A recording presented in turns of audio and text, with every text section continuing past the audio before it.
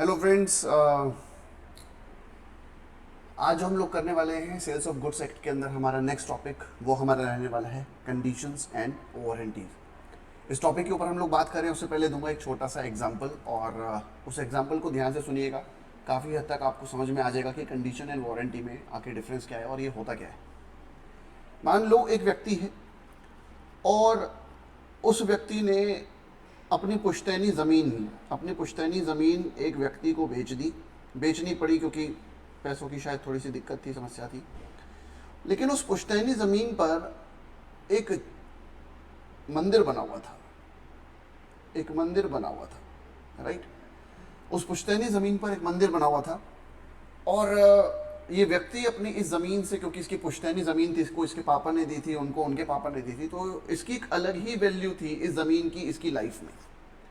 लेकिन पैसों की और आर्थिक हालातों के चलते इसको ये ज़मीन बेचनी पड़ी। लेकिन जब इसने ज़मीन बेची तो जिस व्यापारी ने इससे ये ज़मीन खरीदी तो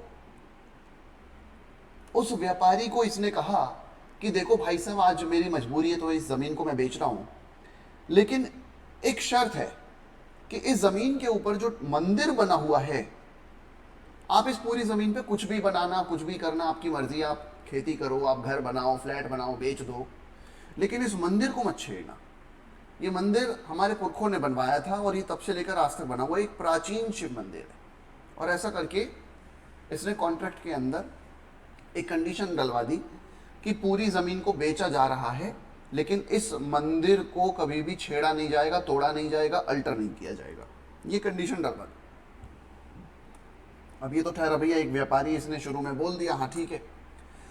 अब मान लो अब ज़मीन इसके पास आ गई, ये व्यक्ति पैसे लेकर के चला गया अपने, और इस ज़मीन के आने के बाद इस व्यक्ति ने कहा यार ये मंदिर अगर रहेगा तो इतनी जो मेरी लैंड है वो इसी के ऊपर यूज़ हो जाएगी और मेरे को बहुत कम लैंड में काम करना पड़ेगा, इस मंदिर से मेरे को कोई मॉनेटरी बेनिफिट नहीं हो रहा है, ऐसा इस व्यक्ति ने कहा।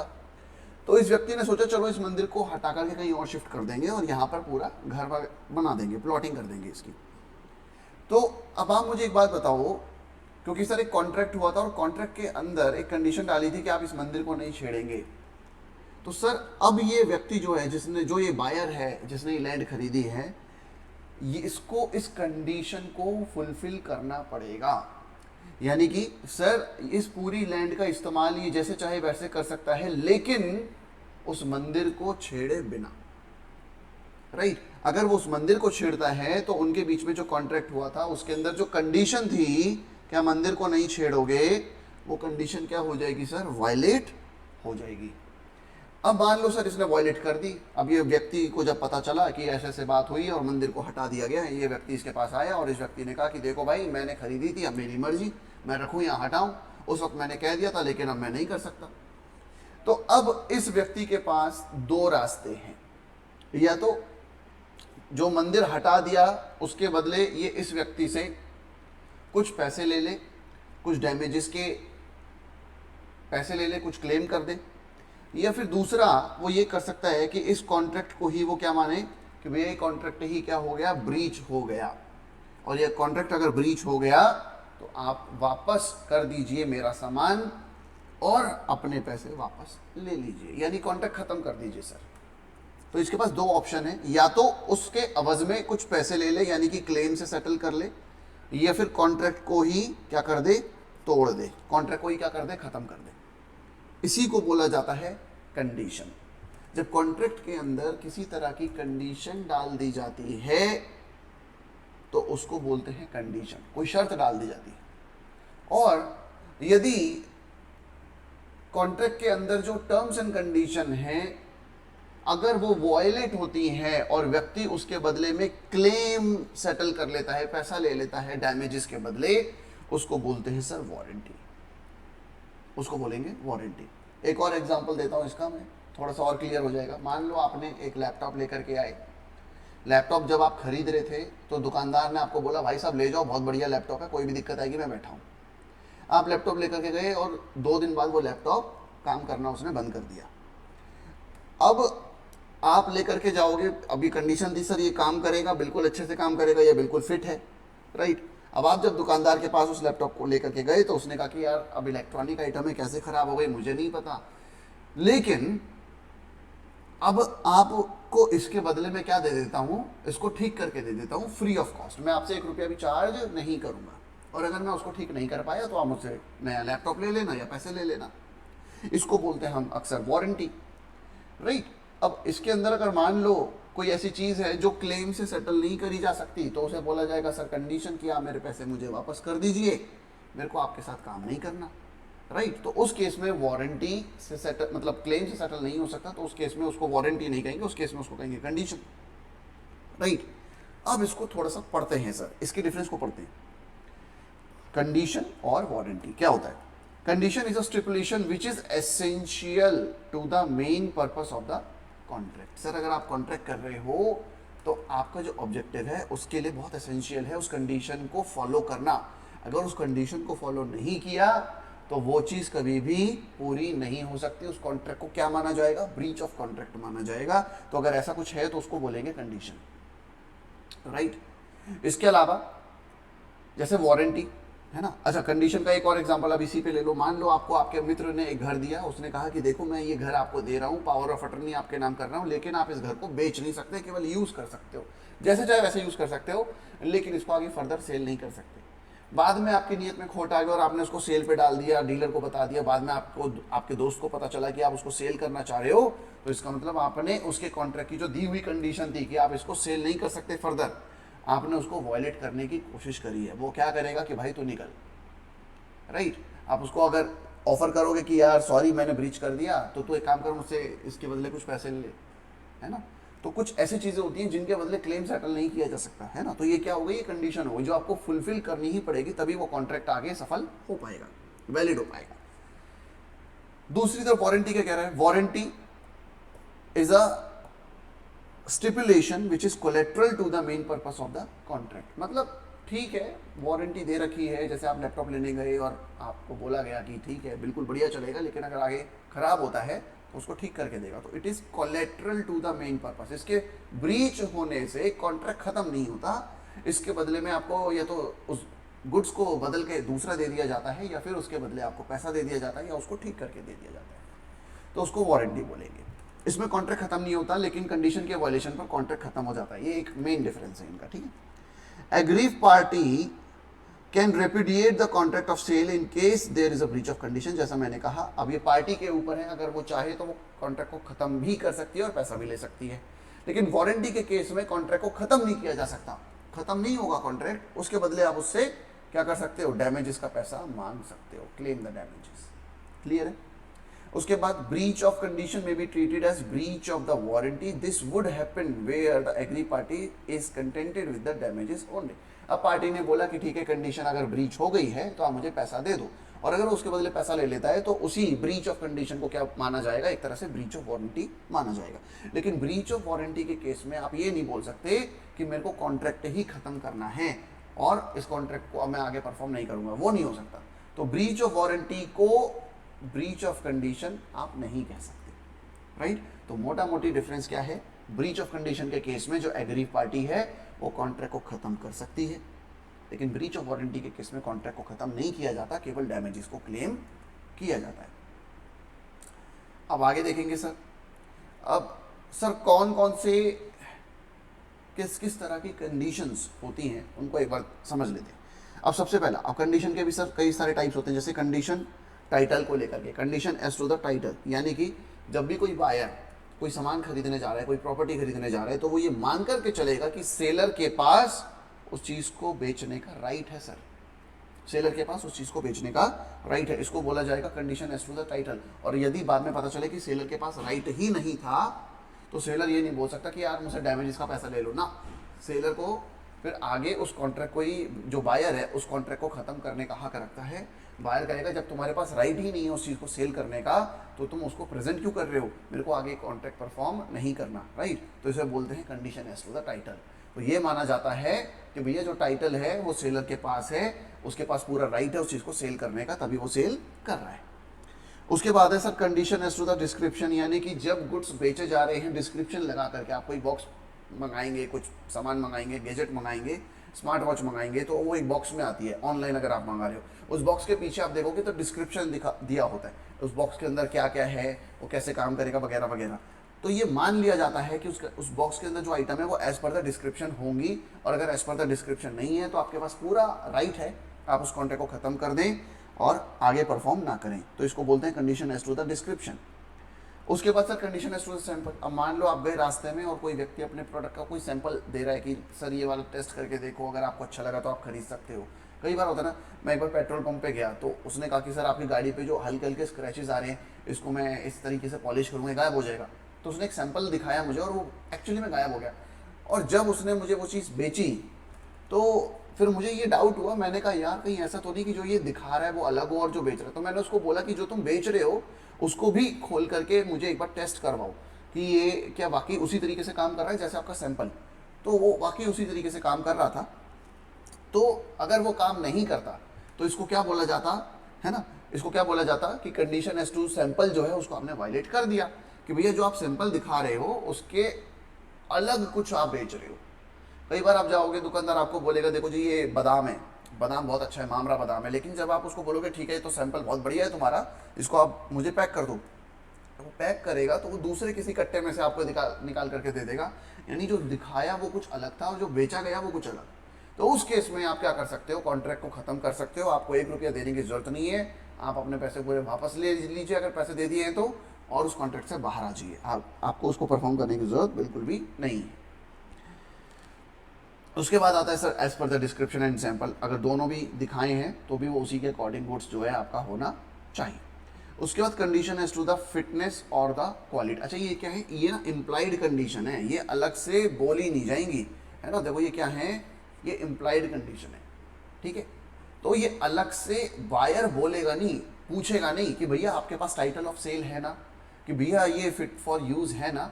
तो वो बायर अलग से नहीं पूछेगा, ये प्रिज्यूम कर लिया जाता है कि ये चीज़ें तो फिर होंगी होंगी। अगर जो व्यक्ति सेल कर रहा है तो हम ये मान लेंगे कि वो एक्चुअल उसी की होगी, है ना।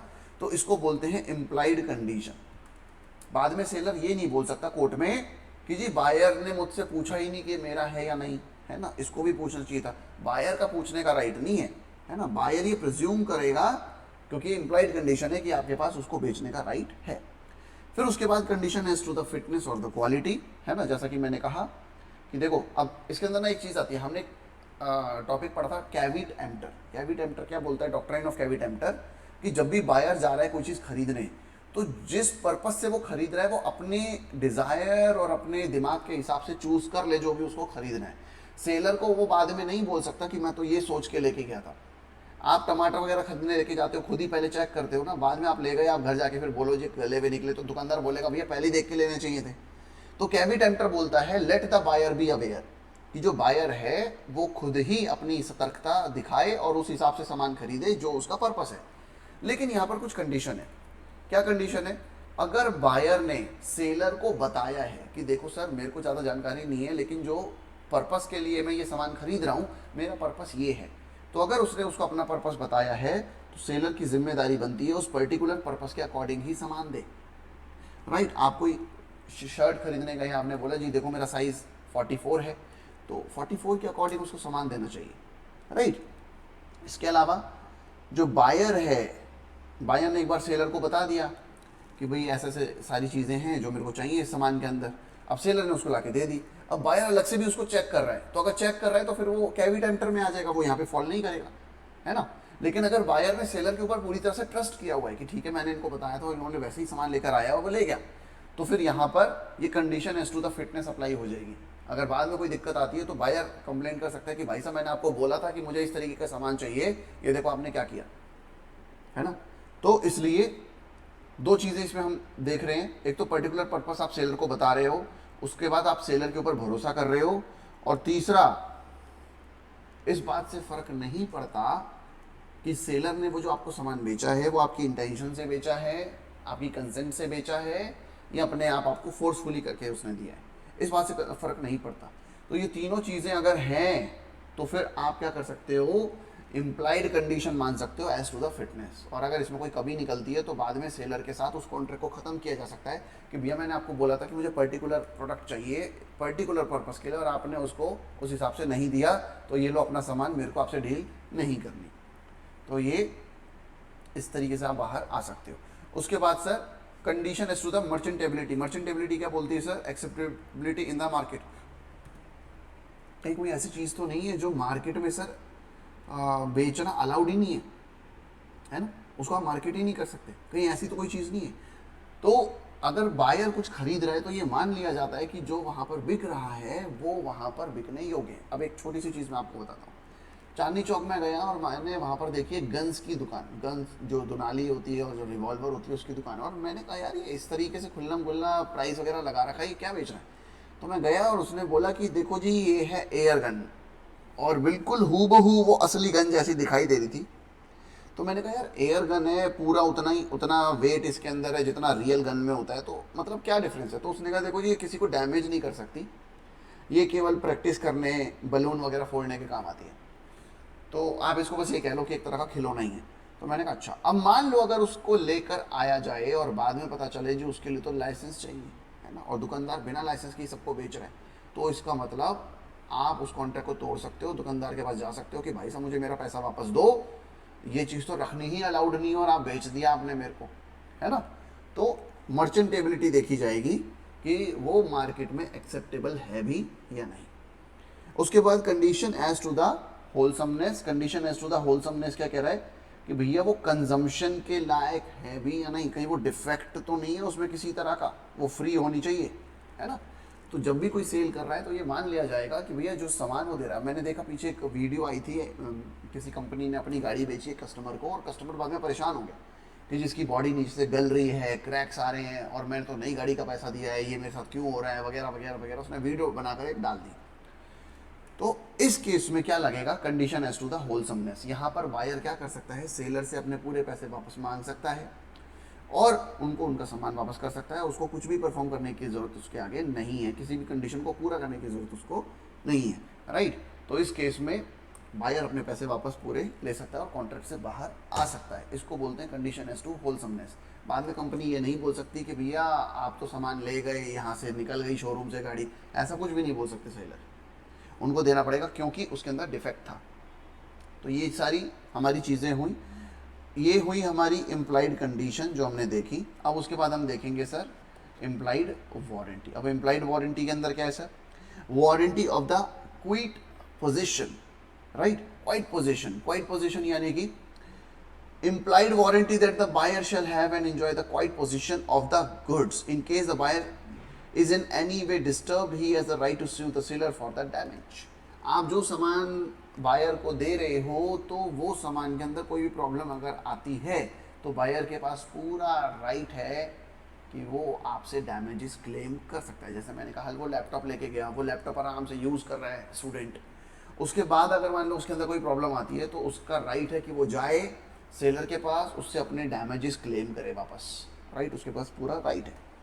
उसके बाद warranty of the freedom from the encumbrances, यानी कि सर अगर किसी भी तरह का उसके टाइटल के ऊपर कोई चार्ज है, कोई इनकम्ब्रांसेस है किसी थर्ड पार्टी का, तो उसको बताना होगा, राइट। उसको वो नहीं बेच सकता सेलर, लेकिन अगर बायर ने वो चीज़ कर ली है, उसके ऊपर किसी तरह का कोई चार्ज है, तो बायर रेमेडी के लिए स्यू कर सकता है और जो भी उसको डैमेज हुआ है उसके लिए स्यू कर सकता है। इसके अलावा warranty as to the fitness, कुछ कुछ चीज़ें तो कंडीशन वाले से भी लेकर ही हैं इसके अंदर, है ना। तो जैसे इसके अंदर क्या है? Implied warranty for the quality और द फिटनेस पर्टिकुलर पर्पस में be annexed by the usage of the trade. अब सर कुछ चीज़ें ऐसी होती हैं जिनको जब तक आप यूज़ नहीं करोगे तब तक समझ नहीं आएगा कि फिट फॉर यूज़ है भी या नहीं। आपने यूज़ किया और बाद में आपको पता चला यार ये तो बहुत, इसका इंजन जो है ना ख़राब है ना, अब इसका इंजन इतनी आवाज़ कर रहा है तो ये कैसे काम करेगा। तो आप गए और आपने कहा कि भैया ये तो अभी वारंटी में है और इसका इंजन ख़राब है, आप इसको रिप्लेस करो। तो ये आप कर सकते हो या फिर डैमेज के लिए क्लेम कर सकते हो। इसके अलावा warranty of disclosing the dangerous nature of the goods to the ignorant buyer. अगर भैया आप कोई ऐसा गुड्स बेच रहे हो जिसके अंदर कोई डेंजरस सी चीज़ छुपी हुई है, कोई केमिकल छुपा हुआ है, तो ये आप उसको बताओगे, वही फिट फॉर यूज़ वाली बात है। और अगर बायर ने वो चीज़ करी और उसको बाद में कोई परेशानी हुई तो फिर उसके लिए वो आपसे क्या कर सकता है, कंपनसेशन मांग सकता है, क्लेम कर सकता है डैमेजेस जो भी उसको हुए हैं। उसके बाद आई होप ये वाला आपको समझ में आ गया होगा। उसके बाद जो हम अब आगे देखेंगे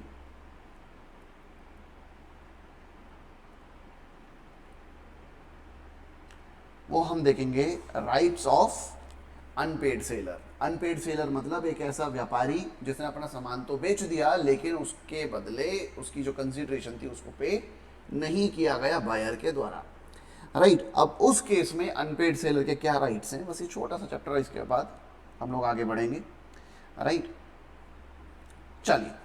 सो कब कहा जाता है कि कोई भी व्यक्ति अनपेड सेलर रह गया, जब उसका होल प्राइस पे ना किया हो। सर मान लो कोई 1 लाख रुपए की चीज है और उसको आपने बस मात्र 60,000 रुपए दे दिए और 40,000 रुपए अभी रह गए, तो क्या वो अनपेड सेलर की डेफिनेशन में काउंट होगा? यस, अनपेड सेलर की डेफिनेशन में काउंट होगा क्योंकि उसकी पूरी पेमेंट अभी तक नहीं आई है। राइट, उसको भी अनपेड सेलर बोलेंगे।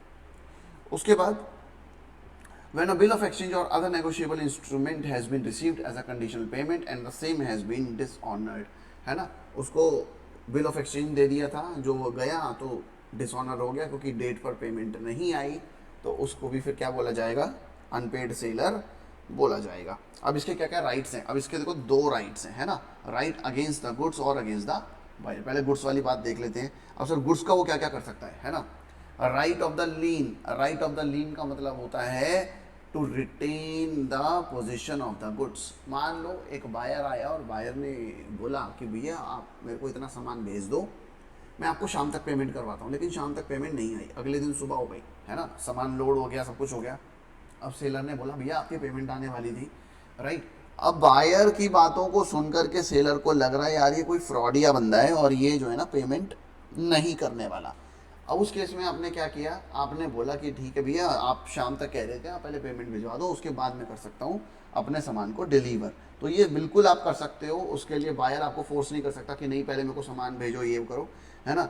तो जो भी आपकी कंडीशन हुई है, जो भी आपकी बात है, तो उसके अंदर अगर आप अनपेड सेलर की डेफिनेशन में आ गए हो तो ये आपका राइट है to retain the position of the goods, जब तक कि पैसों की पेमेंट ना हो जाए। कई बार आप देखते हो कि दुकानदार कुछ ऐसे होते हैं जो कहते हैं कि भैया पहले पैसे दे दो, टोकन ले लो, टोकन वहाँ जाके सबमिट कर देना, उसके बाद आपको आपका सामान मिल जाएगा। राइट, तो इसको बोलते हैं right to retain the position of the goods until the payment of the price. क्या ये राइट है अनपेड सेलर का? बिल्कुल, ये अनपेड सेलर का राइट है। अब इसके अंदर हमें क्या क्या करना होगा, जो अनपेड सेलर है उसको क्या क्या करना होगा?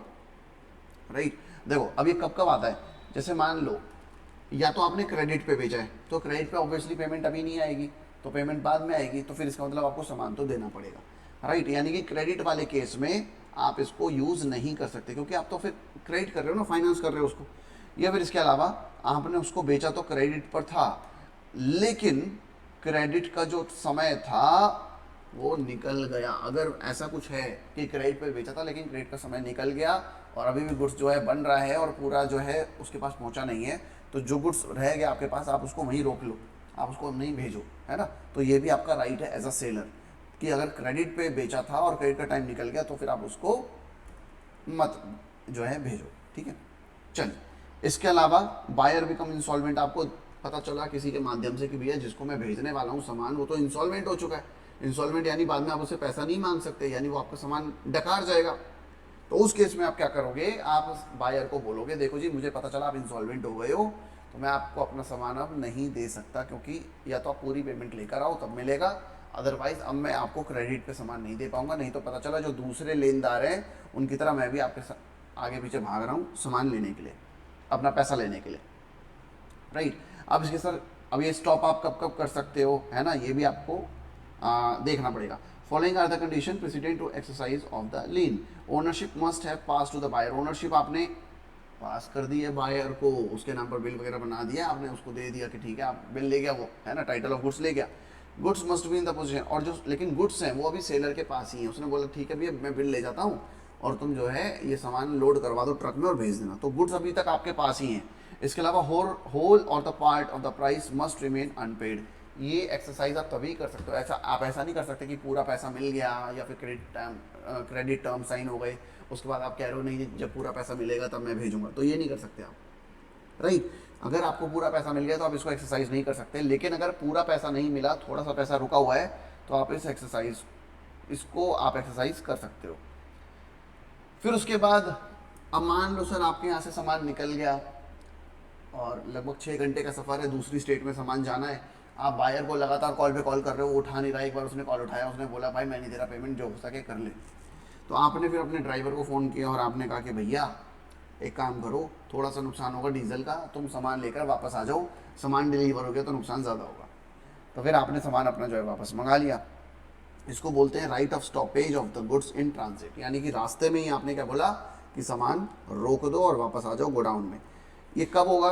जब सेलर अनपेड होगा, गुड्स ट्रांजिट यानी रास्ते में होने चाहिए, बायर इंसॉल्वेंट हो गया है, राइट। तो ये क्या कह रहा है कि बायर भैया इंसॉल्वेंट हो गया है, और property in the goods must have passed from the seller to the buyer. भैया ओनरशिप आपने ट्रांसफर कर दी है, लेकिन आपको पता चला कि बायर इंसॉल्वेंट हो गया है, उसके पास पैसे नहीं है ना, तो फिर आप इसको यूज़ कर सकते हो। उसके बाद राइट ऑफ रीसेल क्या बोलता है? राइट ऑफ रीसेल, सेलर का राइट है उसको दोबारा सेल कर दे। कब?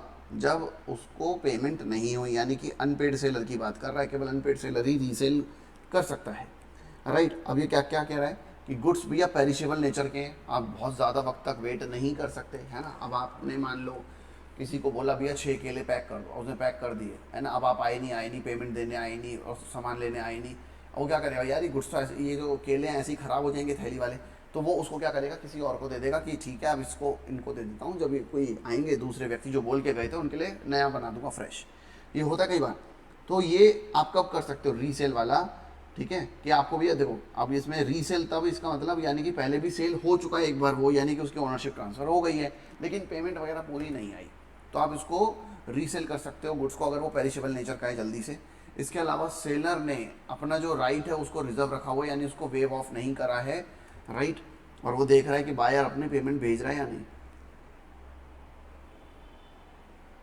उसके बाद seller has exercise his right of the lien और stoppage in transit and gives the notice to the buyer, है ना। अब सेलर देखो कैसे सेल करेगा दोबारा, उसको बायर को नोटिस दे करके, बायर को वो क्या करेगा, पहले नोटिस देगा, और नोटिस दे करके क्या करेगा, उसको अवेयर करवाएगा कि भैया हम इस सामान को बेचने जा रहे हैं, क्योंकि आपने निश्चित समय पर आना था पेमेंट देने के लिए और आप नहीं आए, तो हमें आप किसी और को बेच देंगे। इसको बोलेंगे राइट ऑफ रीसेल। उसके बाद right against the buyer personally.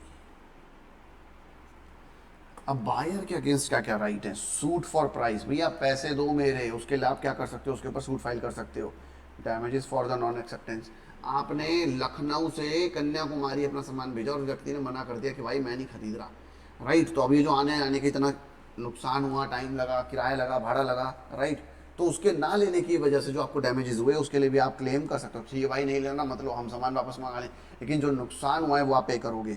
उसके अलावा right for the reputation, right, अगर बायर मान लो पहले ही मतलब सामान डिलीवर होने वाला है, हाँ जी भाई साहब आपका सामान आने वाला है, बस तैयार हो रही है गाड़ी, और उसी वक्त आपने मना कर दिया कि नहीं भाई मैं नहीं खरीद रहा, तो आप इस तरीके से उसके मना करने के लिए भी आप उसके ऊपर सूट फाइल कर सकते हो for the damages for the breach of contract. उसके अलावा suit for the interest, sir अगर कोई स्पेसिफिक एग्रीमेंट हुआ है सेलर और बायर के बीच में regarding the interest on the price, कि देखो जी अगर आप मुझे 10 दिन में पैसा दे देते हो तो मैं आपको 10% का डिस्काउंट दूंगा, लेकिन यही पैसा अगर आप मुझे 50 डेज़ के बाद दोगे तो आपको 10% का इंटरेस्ट मुझे देना पड़ेगा, यानी आपको पेमेंट थोड़ी ज़्यादा करनी पड़ेगी, राइट। तो उस केस में इसको क्या बोला जाता है, suit for the interest, right. तो इन दोनों के बीच में एग्रीमेंट होना चाहिए इससे रिलेटेड, ऐसा नहीं कि एग्रीमेंट था नहीं और आप इंटरेस्ट के लिए क्लेम कर रहे हो।